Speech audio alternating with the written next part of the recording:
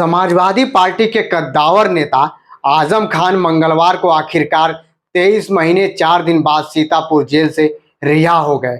उनकी रिहाई दोपहर 12:18 पर हुई और वे सफेद इनोवा कार में बेटे आदि व करीबी साथियों के साथ 12:25 पर रामपुर के लिए रवाना हो गए। हालांकि उनकी रिहाई सुबह तय थी, लेकिन रामपुर कोर्ट में एक मामले का चालान जमा न होने के कारण उन्हें देरी का सामना करना पड़ा। बेटे अदीब सुबह ही जेल पहुंच चुके थे, लेकिन जब जानकारी मिली कि चालान जमा नहीं हुआ है तो उन्होंने रामपुर से संपर्क कर आवश्यक प्रक्रिया पूरी कराई, जिसके बाद रिहाई संभव हो सकी।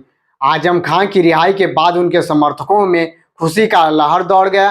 रामपुर और आसपास के इलाकों में उनके समर्थकों ने जश्न मनाया, लेकिन उनकी मुश्किलें कम होती नहीं दिख रही हैं।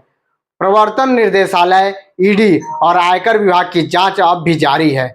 जौहर विश्वविद्यालय में 418 करोड़ से अधिक के प्रोजेक्ट के तहत 58 निर्माण कार्यों में सरकारी धन के दुरुपयोग और धांधली की जांच ईडी कर रही है। इसके अलावा जल निगम में भर्तियों में गड़बड़ी और किसानों की जमीनों की खरीद फरोख्त के मामले की भी जांच चल रही है। ईडी के साथ आयकर विभाग ने भी आजम खान, उनकी पत्नी तंजीम फातिमा और बेटे अब्दुल्ला आजम की आय से अधिक संपत्ति को लेकर पूछताछ शुरू की है।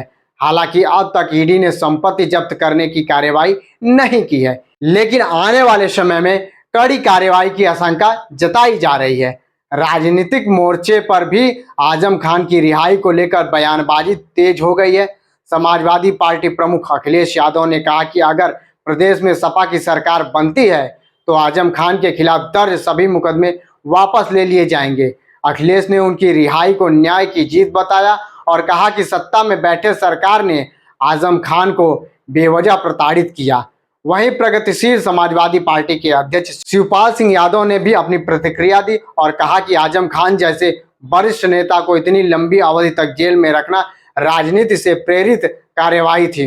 उन्होंने मांग की कि उनके खिलाफ दर्ज फर्जी मुकदमों को तुरंत वापस लिया जाना चाहिए और उन्हें न्याय दिलाना ही सच्चे लोकतंत्र की पहचान होगी।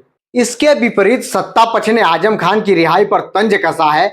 उप मुख्यमंत्री केशव प्रसाद मौर्य ने कहा कि आजम खान चाहे सपा में रहें या बसपा में जाएं, इससे कोई फर्क नहीं पड़ता। 2027 में सपा और बसपा दोनों की ही हार तय है। उन्होंने यह भी कहा कि कानून अपना काम करेगा और यदि किसी ने गड़बड़ी की तो उसे सजा मिलनी चाहिए। इस तरह भले ही आजम खान जेल से बाहर आ गए, लेकिन कानूनी और राजनीतिक दोनों ही स्तरों पर उनके सामने बड़ी चुनौतियां बनी हुई हैं। आजम खान की रिहाई ने उनके समर्थकों में उत्साह जरूर भरा है, पर ईडी, आयकर विभाग और लंबित मुकदमों की परछाई अभी भी उनके भविष्य पर गहरी पड़ी हुई है।